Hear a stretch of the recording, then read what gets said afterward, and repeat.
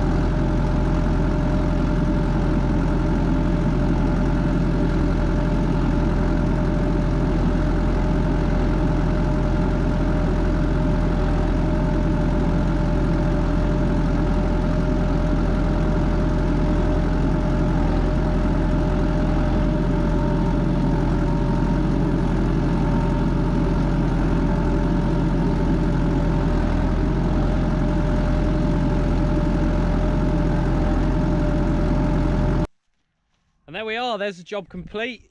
It hasn't took too long. Obviously, with this being a 6-metre machine and we're doing about 4 miles an hour, it takes about about an hour and a half, 2 hours to do this 9-acre field. So yeah, as you can see down at the ground, let's have another quick look.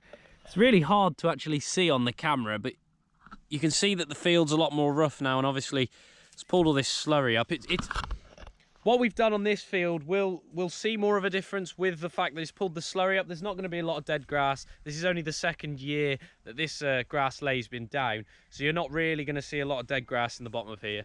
But where the slurry is concerned, this is quite effective. Obviously, it's not going to be you're not going to pull as much stuff up as you would if you'd put farmyard manure on here, which is what we get out the sheds. Obviously, with it being slurry, it's a lot more watery, but there is still that thick muck in it. You'll tend to pull a lot more dead grass out on the older lays. As you can see, the sun's quite bright up there. As you can see behind me, where the banks are, that's where you do see a lot more dead grass being pulled out every year, and it's a really good job done. So yeah, that brings us to the end of the video. I'd like to thank you all for watching. Don't forget to like and subscribe, and we'll see you guys in the next one.